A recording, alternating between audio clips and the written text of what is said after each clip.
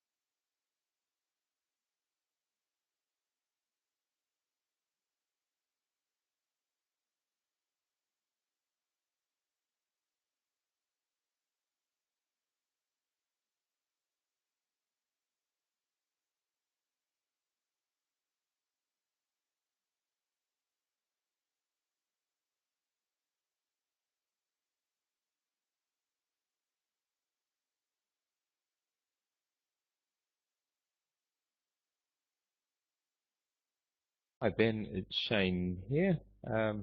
So you're all set up and ready to go, so it's all good. I'll give you an introduction in whatever it is, in about 10 minutes time.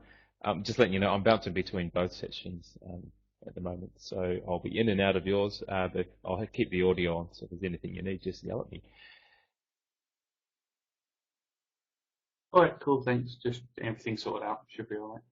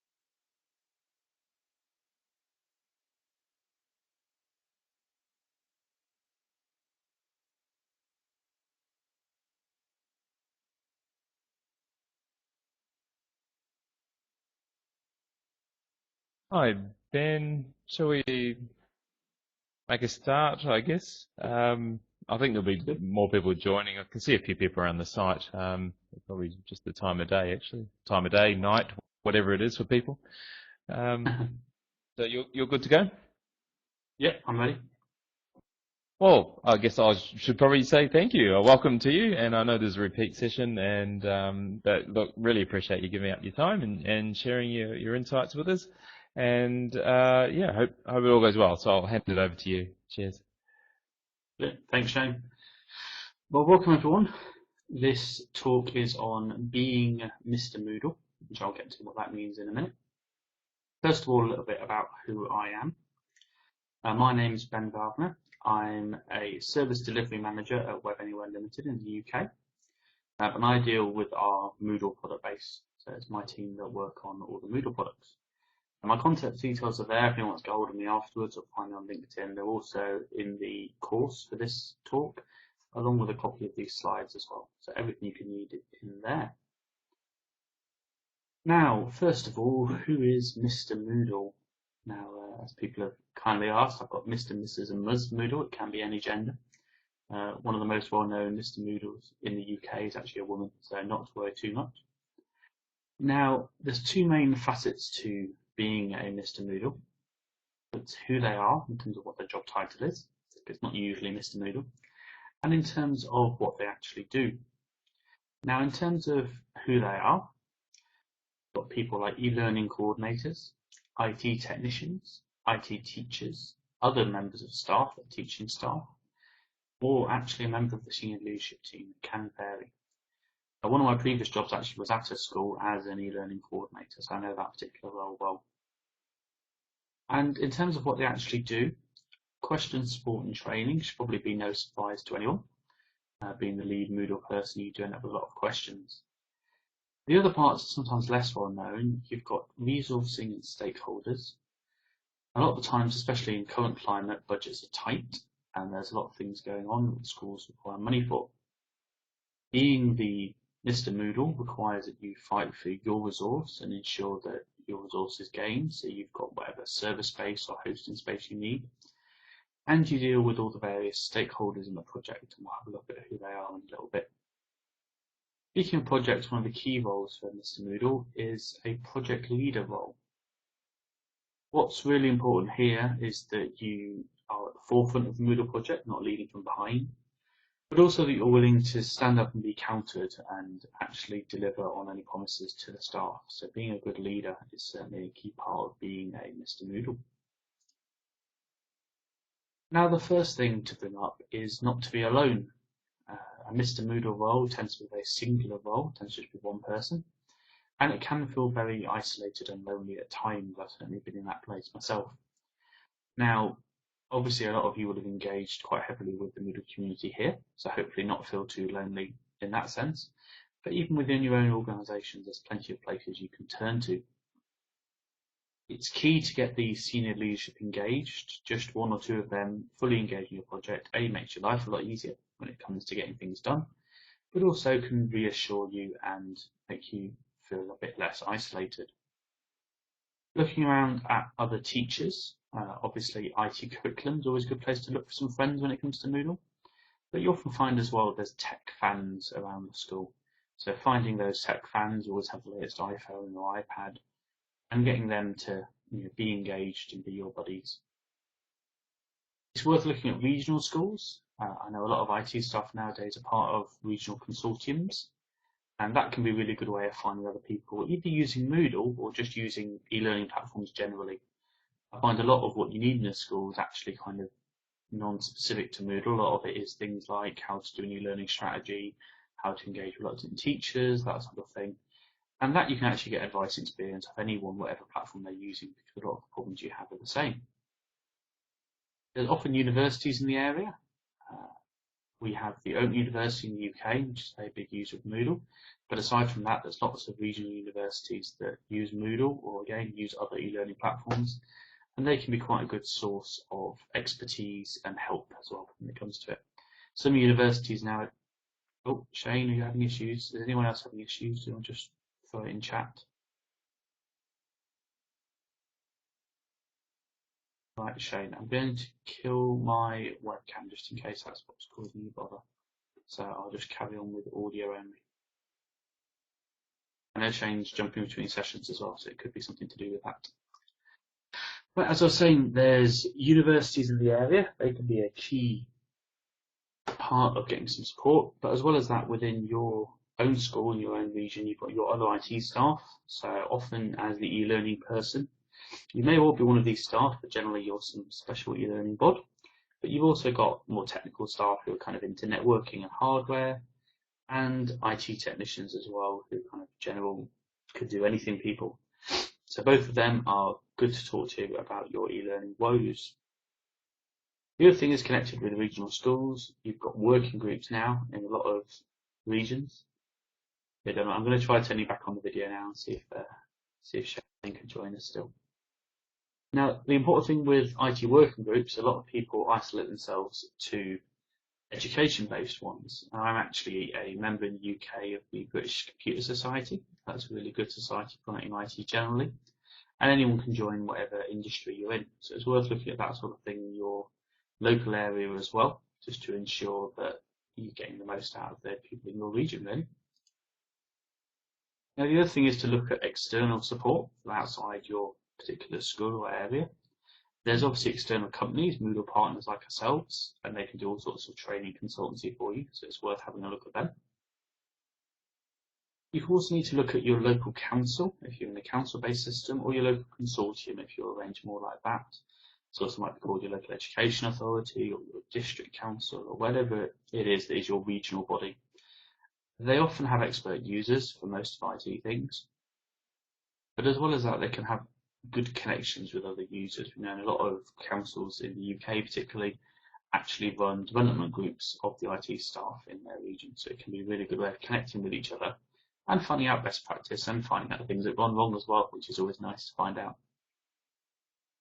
In terms of other avenues of external support, it's always worth looking at whomever does your general hardware and software support. It's often missed when it comes to Moodle integrations because people go, oh, I need to find Moodle partners or I need to find Moodle people. But I've often found if you contact your hardware and software suppliers, you may find they already have Moodle integrations for their software. They haven't let you know, they didn't know you were using Moodle. But equally, if you're one of many, many people that have said to them, we need Moodle integration, this is a big thing for us, then you might be the person that tips it over the edge and they actually go, yeah, you know what, we will actually do this integration, we will get it sorted. So it's always worth talking to those companies as well, because you never know, you might be the first person to mention it to them, or you might be the millionth, and you may actually be the person that tips them over the edge into developing some integration for you. As well as that, there's online forums and societies, particularly online forums for Moodle. You're looking at the Moodle forums themselves, things like iMoot at this time of year.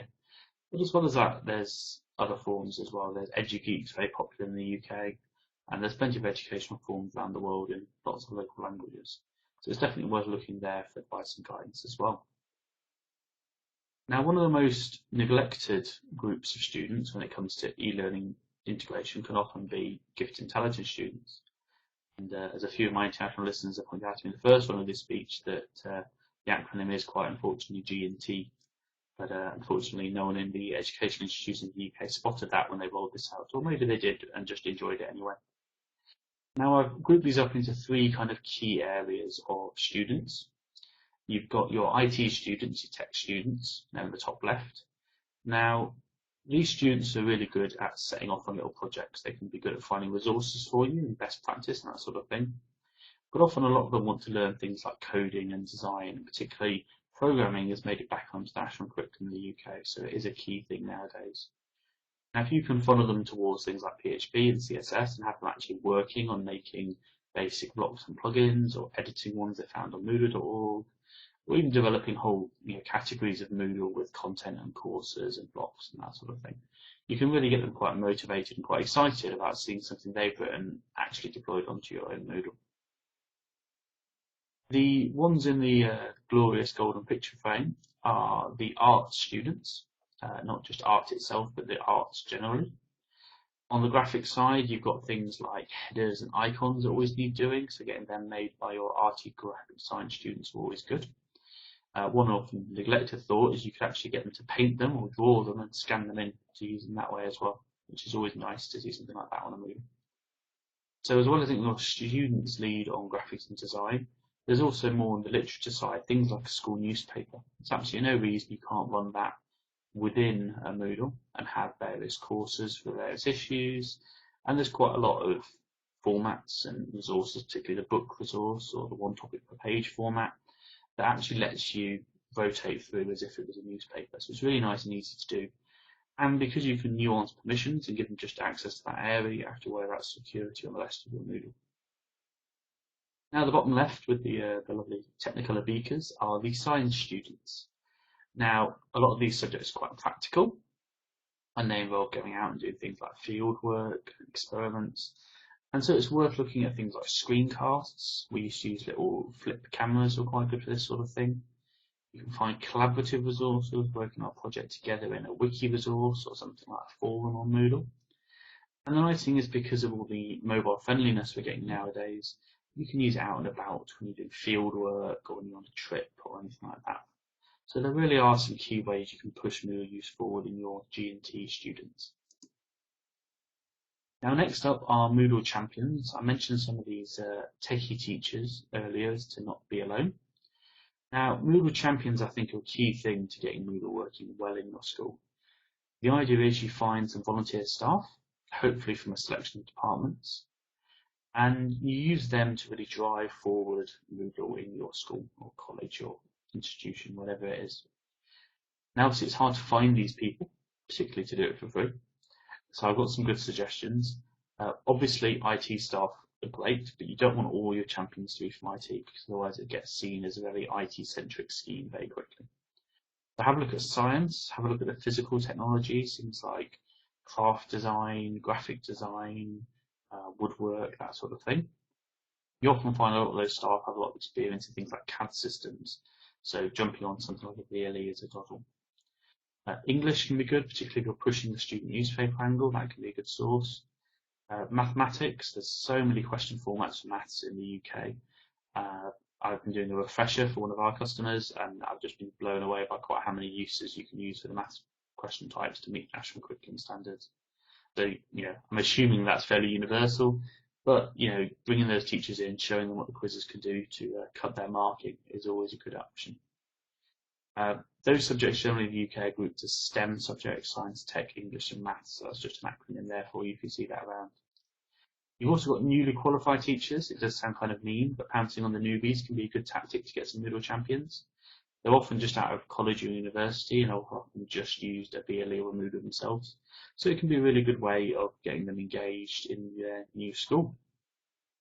And the other thing, as I mentioned earlier, is to look for the tech fans, whatever department they're in. If they are always with the new iPads and the iPhones and got 3 laptops and a home cinema system and all these things, the chances are they're probably fairly okay on the web and you can pull them into your Moodle project quite nicely.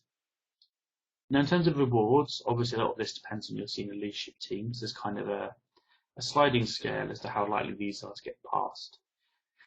The big ones, which if you can land, well done, is off timetable time. So this would give the teachers actual time during the day to work on Moodle, which is great. Or cash increments, kind of overtime payments to get them to do it at the weekends, which can be good as well, but you've got to get kind of more hardcore volunteers. Now, a lot of schools, particularly when they're starting out with Moodle, won't be able to afford any of that or won't be willing to pay for that. So then you have to look at soft rewards and you're a lot more likely to get these signed off. So things like gift vouchers, maybe purchase of specific things, so if they want to purchase books about Moodle, or purchase a day's training course or something like that. And also travel and trips to events, particularly things like iMoot, which are online, so there's not too much travel involved, unless you don't have good internet or you have to go to a local beach, as some of the iMooters have been doing. But equally things like we have a large show every year in the UK called BET, which is the British Educational Technology and Training Show, and you have lots of teachers get to try and have a trip down to there, meet all the various Moodlers. There's usually half a dozen Moodle partners, so it's always really good for them to see us all. So there's that sort of thing you can look for as well if you can't afford the two bigger options there. Now we mentioned right at the beginning about the stakeholders. There are many stakeholders in any school's implementation of Moodle. What I've done is try to find the top 5 for you to give you a good hint, especially if you're just starting out and launching at a new institution. Key one is the senior leadership team and the governors, which are often neglected. And their key interest is in things like planning and design. I've mentioned Ofsted, which are the UK Inspectorate of Schools, but most other countries now have inspectors of some description. So they'll be interested in how they react and how it complies with their rules and regulations, which is very important. In my experience, Moodle is very good at ticking the boxes that they need for that sort of thing, but it is always worth just having that in mind because it is something they'll ask you. CPD is key, so not just looking at the students, but how can you develop the staff? Can you use Moodle to do that? And it is really easy to do that, to run courses within the staff. Particularly badges is something that's going to come into play with this sort of CPD usage of certifying people having done certain things. And obviously the ROI, the return on investment, so seeing how much people have spent on it and how much they can get out of it. So you can go with that math already done, you're saving yourself a lot of time. Now, teachers, easy is the key thing. If you can show them how simple it is to do things like drag and drop files in, soon to be drag and drop text in as well, they're going to be really excited about doing that. Showing them as lesson enhancing can be key. And obviously the much maligned thing nowadays is how much school networks are closed. It is a sad thing, but security and child protection, often a lot of the networks are shut down. If you can show them how they can do everything on Moodle from home and there's no limits and it's all fine and there's plenty of integrations out there to link into things like the home drives, then you can start saying to them, actually, this makes it easy for you. Do it from home, enhances your lessons, it's nice and simple. The other thing I've not put on this slide, because it isn't an immediate thing if you're starting out with this project, is saving time. Doesn't do initially. It's often something that's misunderstood when you launch VLE. You do have to spend a lot of time to get it right and get it developed. But in the long run, particularly things like self-marking quizzes, can save teachers a lot of time doing things they'd rather not be doing. In terms of students, they are a key stakeholder, but they're quite easy to please. They want it to be tech-friendly. Mobile-friendly is key. I've been doing some research into mobile usage, and in the 18 to 25 group, which is the only group there's data for really at the moment because it's hard to serve people under 18, it's something like 92% uptake of mobile technology in Europe is the figures I've been looking at. So you think of that sort of uptake, and that's up to 18 to 25, which is university ages. It's fairly similar to that kind of from age 13, 14, particularly I see it in the UK. So anything that's mobile friendly is great and looks modern. Your IT techs, their main thing is that it's easy to maintain. There's very clear admin sections. First thing they usually see is the big scary admin menu. As soon as you show them the search box at the bottom, which just searches the admin menu for you, they tend to be a lot happier. And feeder schools, not everyone does this, but a lot of schools nowadays are linked to younger age schools that may not be using Moodle or may not have a VLE at all. If you can give them accounts, show them how to use it, maybe get their upper year groups onto the Moodle, then it can reassure the students and reassure the teachers and parents as well, and give them a chance to play with VLEs before they're really ready to use their own. Now, the next thing about being a Mr Moodle is to be approachable. This is a lovely big smiley face, remember you to smile. Target everyone is key. Don't leave out the senior leadership, because it's very easy to think, well, they're my bosses, you know, they're very busy. The issue is if the staff see that the senior leadership aren't doing the project and aren't engaged, they'll disengage as well. But the reverse is also true. If the senior leadership is seen to lead, show how easy it is, particularly if you've got a couple of people on there that aren't very tech friendly, you intensively train them and they go, oh, actually, this is really easy. Then people can go, oh, actually, if Mr Smith can do it, then I'll do it too. Yeah, it's nice and simple. Moodle forums, this doesn't mean the Moodle.org forums, actually set up some forums in your Moodle, give people open access to them and let them message you. Do drop-in sessions, various lunchtimes, various free periods, that sort of thing. It's a lot easier for some people just to come in and sit and ask you a question, rather than stressing out and trying to find you or trying to book a meeting. If they just know on a Tuesday lunchtime you'll be in your office and they can pop in, then they will do. Anonymous boxes can be a good idea, but use them at your own risk. I found the best place for these is the staff room. I find certain students often take a few liberties when they're given anonymous access, but if you're dealing with old students, like college students, you might be onto a winner there. But certainly staff appreciate the chance to kind of put their message forward on a rather private basis, but it gives them a chance to be honest with you, which is good. Key thing in capital, the only time I've used capitals in this speech altogether, is don't patronise. If someone comes in and they're kind of nervous and having a go and you just belittle them and go, oh, can't believe you've not figured this out yet, you'll never see them again and they'll stop using the Moodle. So it's very, very important to not patronise and make sure that they feel reassured and happy and that they're ready to go. The last thing on being approachable is sitting in other meetings. It does sound kind of nosy, but if you can sit in other meetings and you can start making suggestions and say, oh, have you thought about doing that on Moodle? Or you want to do a student survey? Let's do that on Moodle. Let's use forums. Let's use quizzes, that sort of thing. Then people go, oh, actually, I never thought of that. And the more they get into the habit of thinking, oh, could Moodle do this, the happier you'll be as a Mr Moodle. Now, training sessions are really, really key to launching a good project. One of the key things can be how you arrange them, so a variety of times and days. Make sure it's not always Tuesday after school, because if one teacher's busy Tuesday after school, they'll miss out. Aim to cascade it, so where you can, train your champions and get them to train their own departments, and try to produce documentation, or at the very least, give good links to the right pages on Moodle.org, rather than just saying, go away and find it. If you can say, right, if you want to find out more about quizzes, here's a link to quizzes, here's a link to how to do question types, here's a link to the quiz bank, you'll reassure people and they'll feel a bit happier. Now, I honestly can't remember why I saw this first, but bite-sized, advertised and regular is a really, really good acronym to remember when you're trying to arrange training. So don't do it too big. Make sure everyone knows when it's happening and make sure it's regular. Even if that's once a month, if it's once a month every month on the first Tuesday of the month, people will know that's when they turn up for Moodle training. If it's every now and again when you remember, that's not so good. People forget and get out of the habit. SMART is how I like to set targets when I'm doing management, and it is a really good thing to remember, but it applies to training sessions as well. You want to be specific in what you're going to learn. Measurable, and so you can, at the end of the lesson, show people what they've learned. Something achievable, so pitch it to the level of access you've got and the level of staff you've got. Realistic, again, don't try to go into something too in-depth if they're only just using Moodle. And time-bound, how much you can get done in the hour you've got. Now, the nice thing is with SMART is something I know teachers sometimes use planning lessons as well. So this sort of methodology will be familiar to them and it should put them in a comfortable place. Now, very fancy slide, but it's actually to point out, don't get hung up on design. One of the biggest mistakes I see in a Moodle is waiting 6 months to launch it because you've not quite decided where you want the logo or where you want this to be or how that to look and all the rest of it. Now, design is really important, and the better your design, the easier it will be to get kind of reluctant users to take it up. But it doesn't mean the design should be done by IT. If you need to kind of in-source the design to another department, be that arts or graphics, that's absolutely great. You may want to get students involved, as we mentioned earlier, for the gifted intelligence students, or even an external company. A lot of schools and colleges now employ marketing companies, employ graphic companies to design all that for them, so maybe throw it out to them to do.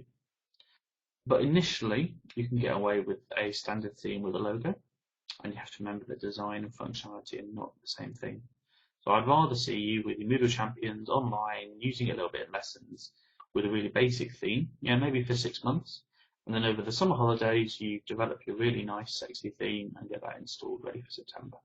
So that can be a really nice way of getting things going without waiting too long. Now, minimize the number of plugins. We've all seen this happen. Someone gets a new Moodle, they get overexcited, they install 70 plugins, half of them clash with the others, they break. The teachers don't know the difference between 4 different wiki modules and 6 different forum modules, and everyone gets thoroughly confused.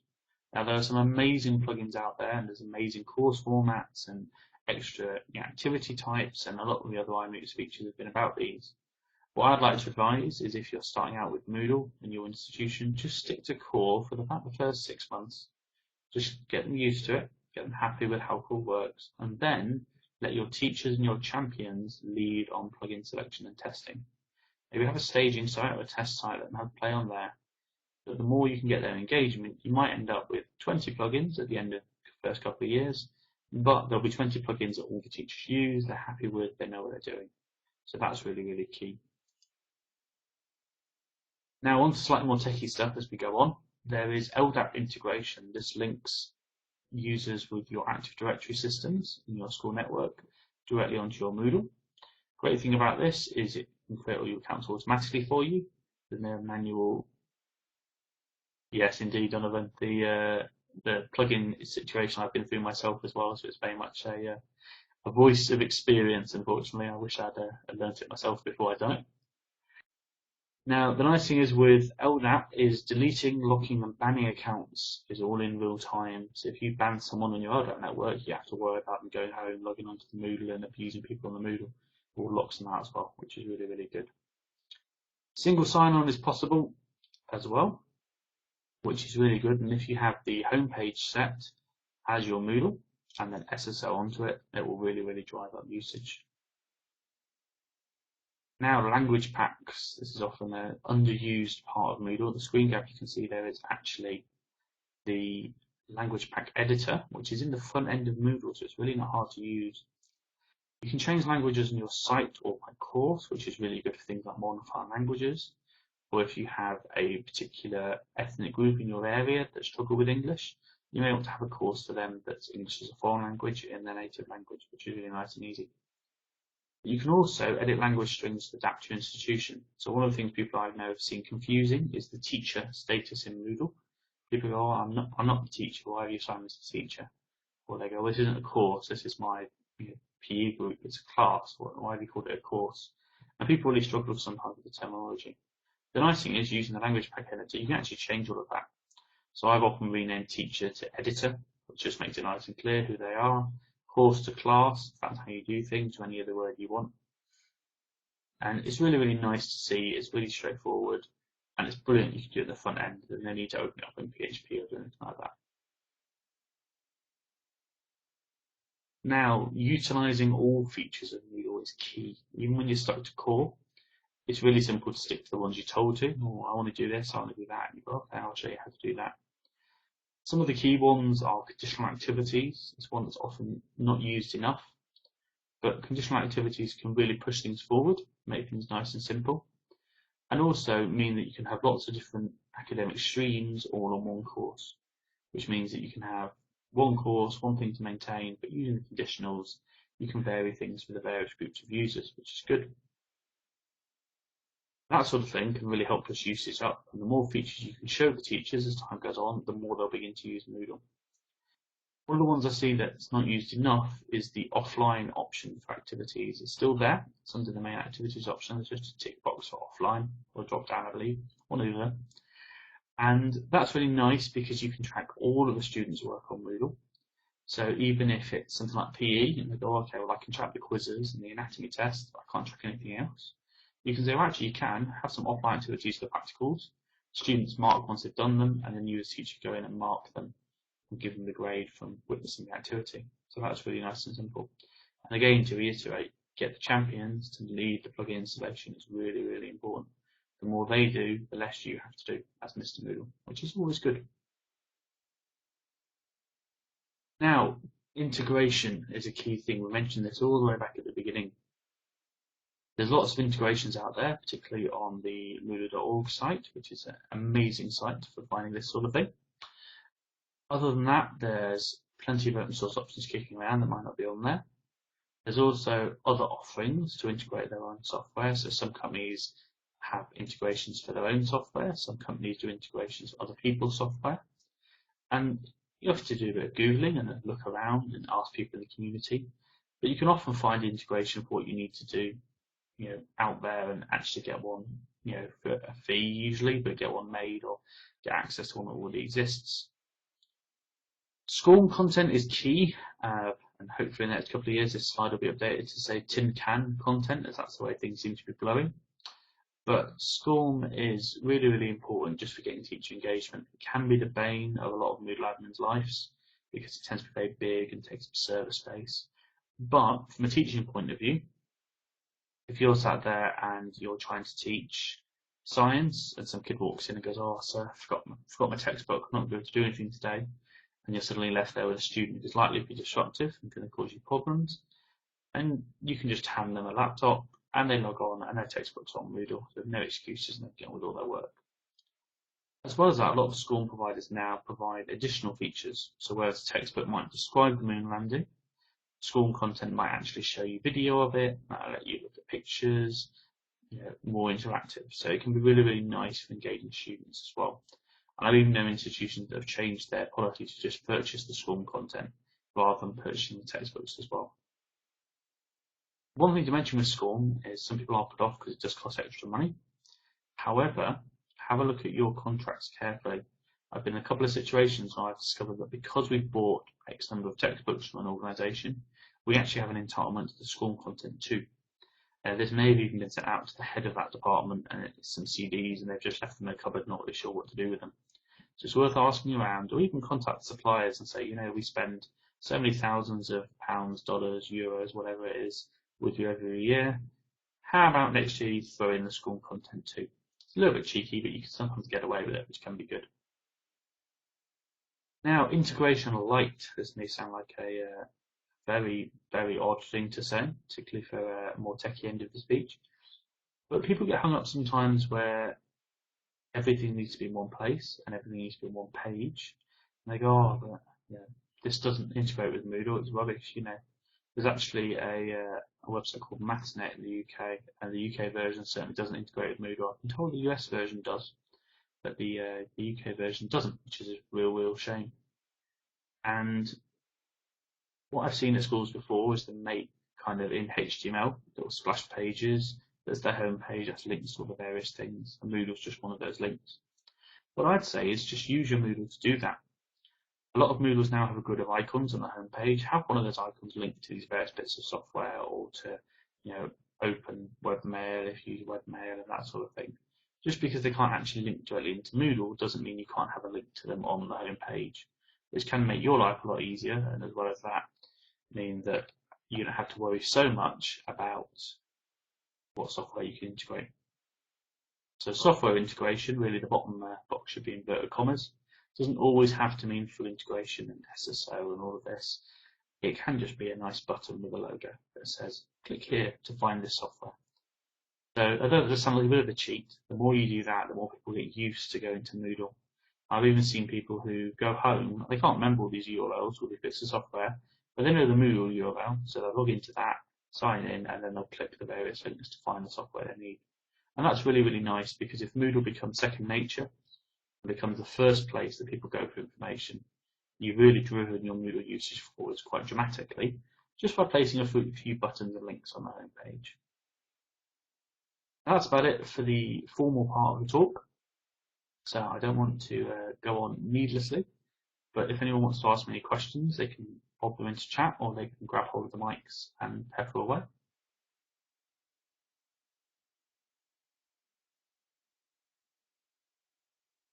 Or have I managed to answer absolutely everything? Thanks, Shane. Glad you enjoyed. At least one of these two should got for watching later, so that should be good. That's it as well, Donovan. There's all of my contact details on the first slide and on the course itself.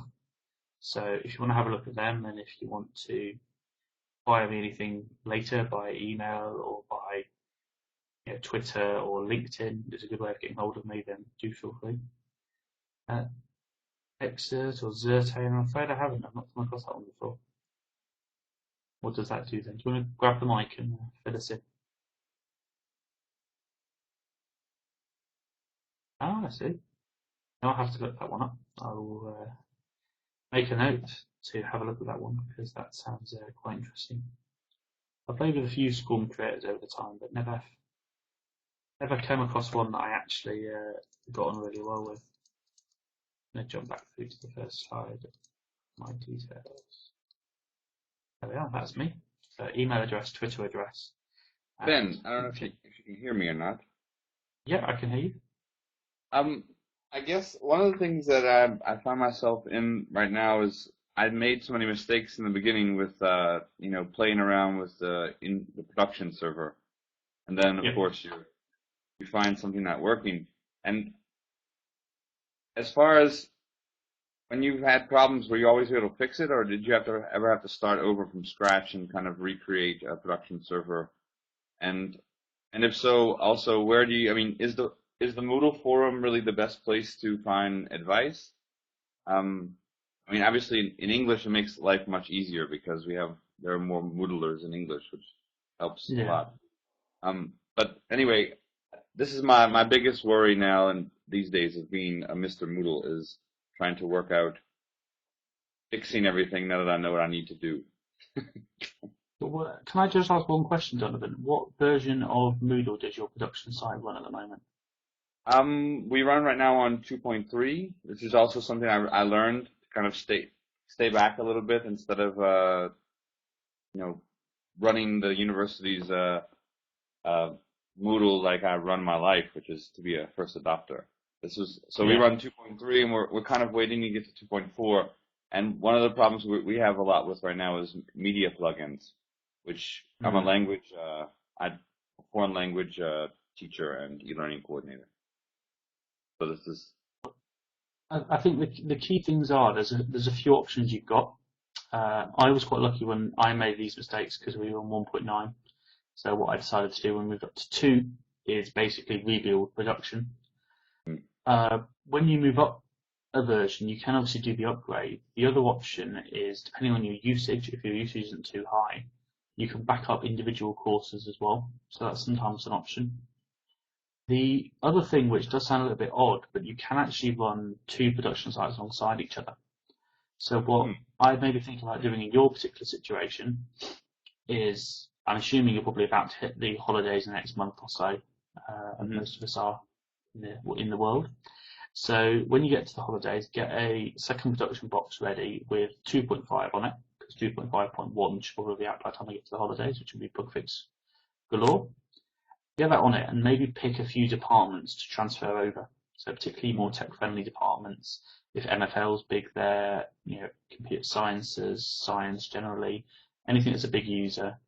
Even if you've got to manually back up the stored courses, it's not that much work for a few departments. Get them onto the new version with stripped down plugins. Make sure you've asked them what they use first, because if there's one of your plugins you're planning on leaving off and it's one that they use every single day, they'll be rather angry. But what you can do then is sell it as a big upgrade. There's lots of new features in 2.5. There's the gamification with the badges, the drag and drop of text. And you can basically pitch it as, we've got such a big feature gap between 2.3 and 2.5, it's better to move over bit by bit. That way you've got an excuse to get rid of the plugins. And also, if you kind of gradually kind of move departments over, then that way you can sort of test how things are going, and if you find things aren't going, you've still got the original production site on 2.3 to roll back to, sort of thing. Does that make sense?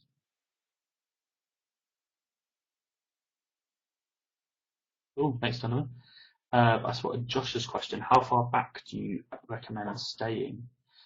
Well, it's kind of hard to decide. At work, where I work at the moment, we tend to test a new version of Moodle for about a month.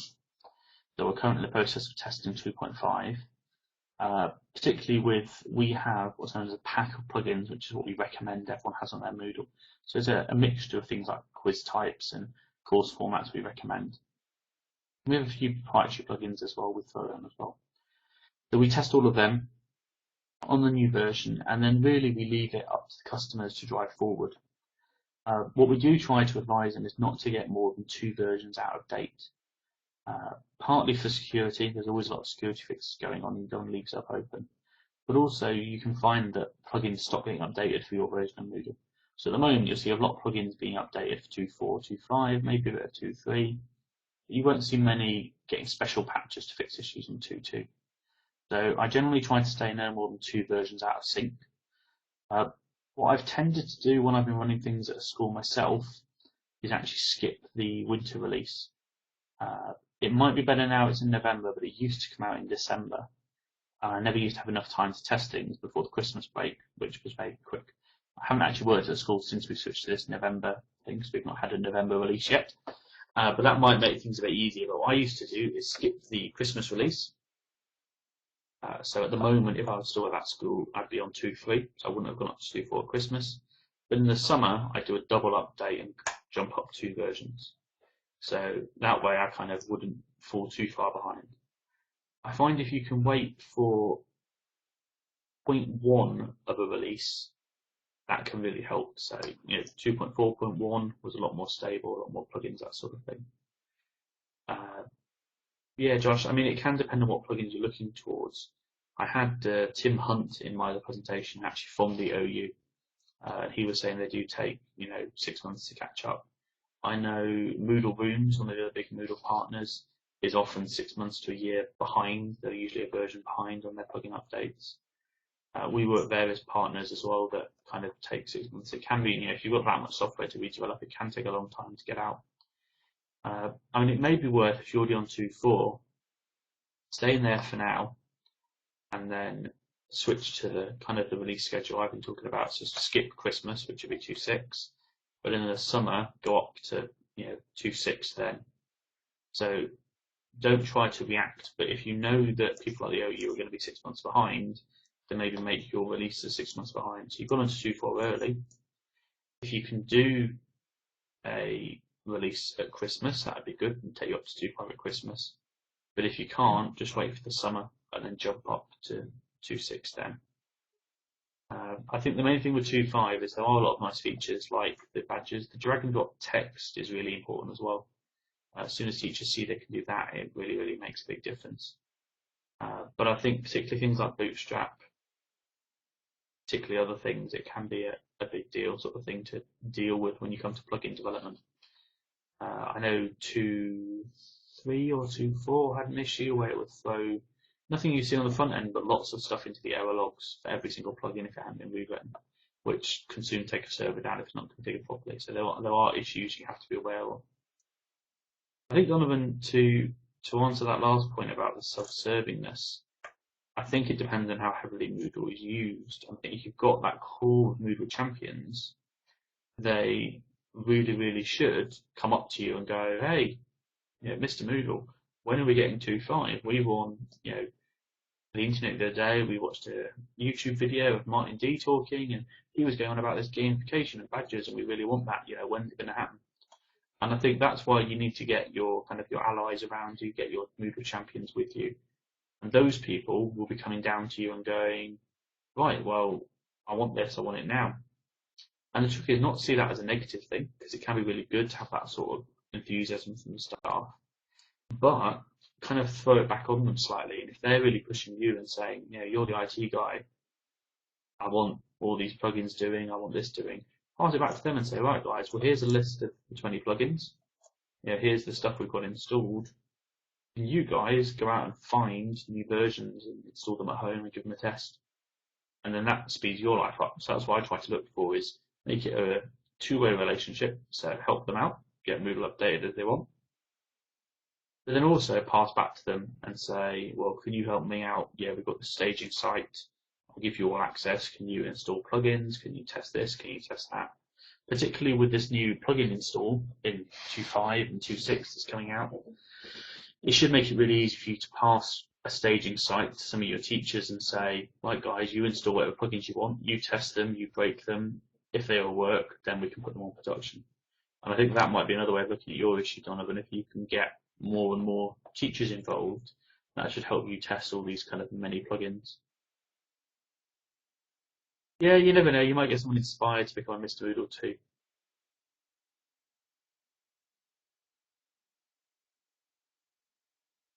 I think when they realise quite how big the settings menu is, a lot of them end up having pity with us. Yeah, the first time I actually showed a non-technical member of staff at work how many options there are in Moodle. I think, who did it? I think it was Catalyst or Moodle Room. Someone had done a big diagram in a kind of metro style of all of the technical options in a Moodle setup. And there's something like 200 if you include all the kind of permissions and language packs and everything. And yeah, they were a little bit daunted by seeing that many settings for just one bit of software. That's before you get into all the plugin options every single plugin comes with nowadays, and theme options and everything else.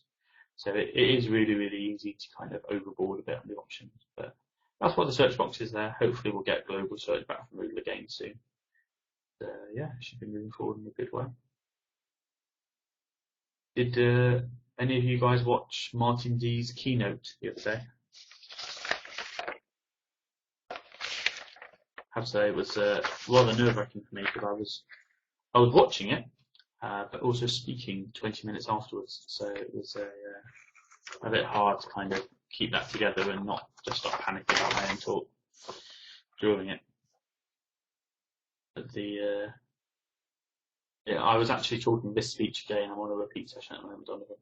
I was listening to Martin Douglas' keynote about the future of Moodle just before my first run of this speech. I think some of the key stuff going into 2.6 he was showing, which was really good, was there was one thing about grading online, which we only had a draft of, which apparently is a plugin out there at the moment, but that looked really nice for that sort of thing.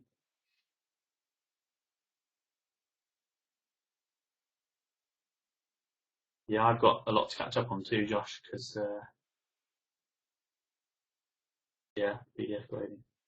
Now I've noticed over the last couple of nights there's been quite a lot of good stuff going on at 2, 3 in the morning for me. I think particularly some of the Australian speakers have been doing really good speeches, and I've looked and gone, oh, can't quite stay up that late. I don't want my wife to kind of kill me afterwards. Yeah, I'll be waiting for all the screen captures to drop, and then hopefully watch them all again afterwards, which should be nice. The one thing I'd like to see is if we can, I don't know if Shane can answer this, but I'd love to see if we can download them this year.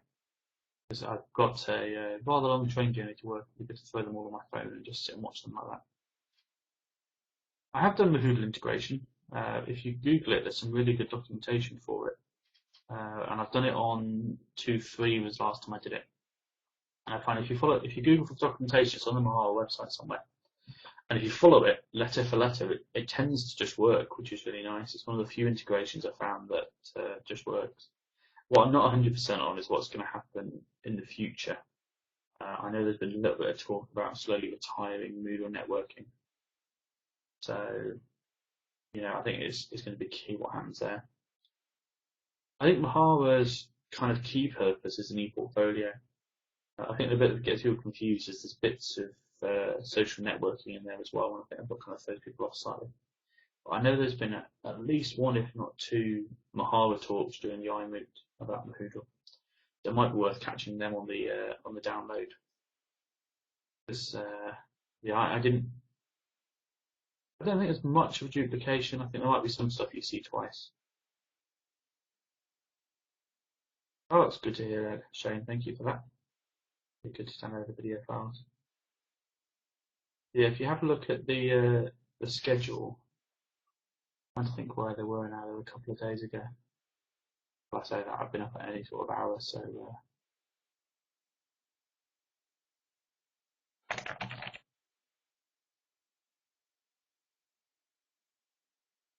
Yeah, there's one by someone called Christina Hollis, Hollis. Yeah, and there's a good Moodle Mahara one on there as well. In terms of admin, there's only one I'd recommend, and it's called Flavors. So do a search for that. Flavor like the flavor of your food. The reason I recommend that is what it lets you do is if you install it on a test site and set it all up the way you'd want it and change any settings you want, you can then download a flavor file, which is just a little small kind of 5K file. That's a record of all those settings. If you install flavors on another site or on your production site and upload that flavor, you can then restore all of those settings back to it. So the way I use it a lot at the office is if I'm installing new test sites, I might make a 2.5 flavor and then get that ready, and then I can deploy it to 15 different institutions all at once. But also when you're working with just one Moodle, it can be a nice quick way of making a production site cloned into a staging site. So if you want to set up a staging site and to test an issue, you can actually replicate all of your settings from core onto the staging site, and then obviously install the same plugins, and you'll see where your problem is. The other thing is it's worth taking flavors fairly regularly to make sure you've got a backup of any errors that come up. So every time we do an upgrade, I always take a flavor backup just in case something goes wrong. It's called Flavors, as in the taste of your food flavor. As far as I know, Donovan, it is cross-version, but it does have some issues if you try to restore a future flavor to a past Moodle, because obviously there's some settings that are new and are missing. I've never had a problem installing like a 2.2 flavor to 2.3, because it tends to then just be not having it defaults to the defaults if it doesn't find change in the flavors, so it tends to be all right. I think the only issue you might have is if you try to take a 2.4 flavor and apply it to 2.3. But I think particularly if you want to do a pile of testing and things like plugins, if you use the flavor to back up all your settings in core, install it into a test site, and then install all the same plugins, you should hopefully be able to replicate the issue. We find it really useful for troubleshooting if we've got kind of a weird problem. So yeah, so that's a quick tip that wasn't in the presentation, just for you guys. So hopefully that will help.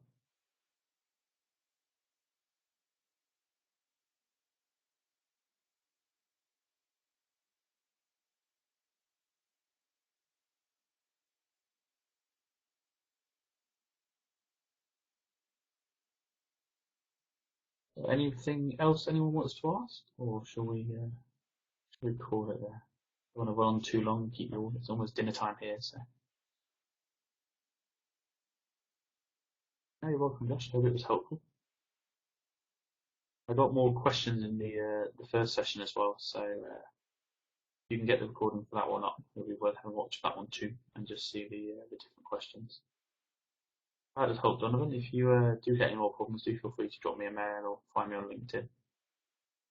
It'll be good to hear kind of the woes you've been going through.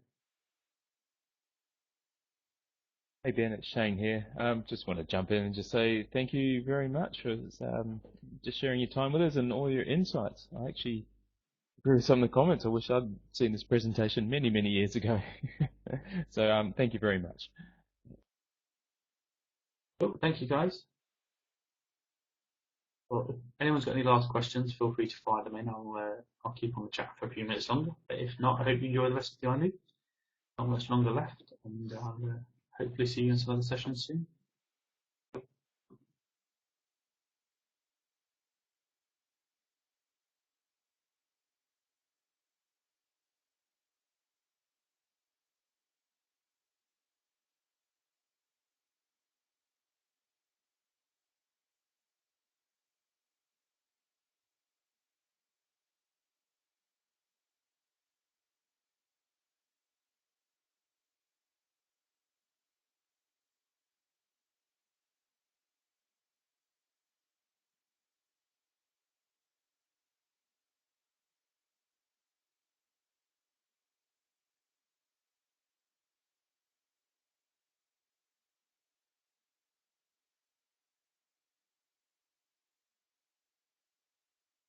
Ben, thanks a lot. That was really helpful. And I just looked up flavors. This is like a dream come true. It's funny how these little sometimes, like when I found Games, the plugin, I thought, where the hell was this my entire life? Well, I'm glad that's helped. It's one of my team actually found and sent to me. I was just like, wow, this is really, really good. I'll pass on the thanks to him as well, because he's the one who found it for me. So that's really good. If you need anything else, just drop me details, because it's always good. You were talking about SSOs, and have you ever experimented with using outside resources with SSOs? Because I've seen a couple of demonstrations on YouTube videos of people using, IMS and, well, not IMS, what is it, the external tool resource on LTI? Yeah. And I guess this is something that has to be set up on the server as well. SSOs. Yeah, it's still relatively new for LTIs. I think the key thing to remember is it has to be on both ends. The mistake I've seen most commonly is they turn all the Moodle stuff and then it gets to the other site and just kind of errors out. You need a relatively open server as well, so if it's kind of hidden behind 15 firewalls, you might struggle a bit there. But the best advice is get a staging site, get a test site, and just play. The quickest way I find to learn new stuff is, use the flavors, clone your existing site, stick all the crazy plugins you've got on there too, make sure everything's there as if it was your real site, and then try to plug that into some stuff, and you'll soon figure out what works and what doesn't. Same goes for anything else like Mahara or anything like that. One of the things we were trying to, I think, with SSOs outside of like on external servers, this would be much more difficult. We're behind a university firewall, so I mean it's doable because we can open up ports, but it's more of an act of Congress. It's not really just a typing issue. But I think we run MediaWiki within our own. We have a farm within our own server, and I'm building up a Moodle wiki on MediaWiki, and I thought of always, just why not just dump it into Moodle? But then you kind of lose something because MediaWiki has certain charm to it, and it also uses different coding. So to transport this into Moodle isn't always seamless, and so an SSO would make it so much easier. I think you're right. I mean, we use a wiki at work for our knowledge base. We don't use Moodle, we use MediaWiki as well. And I think you have to have the right tool for the job. The wikis in Moodle are good, but they're much more student-led. They're kind of good as a starting point for using wikis. I think if you're using a big wiki as itself, you're best using MediaWiki. But there might be an easier way to do what you're thinking. Rather than trying to SSO between Moodle and MediaWiki, I know MediaWiki has an LDAP plugin because we use it at work. So why not look at SSOing Moodle to LDAP and SSOing MediaWiki to LDAP, and then as far as the users are concerned, it will be one SSO process with the same credentials. So, okay. That's like mind blowing. Well, we have LDAP for Moodle, and this kind of changes everything.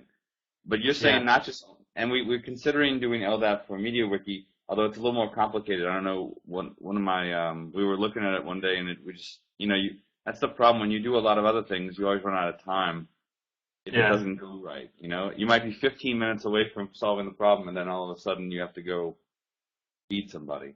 I mean,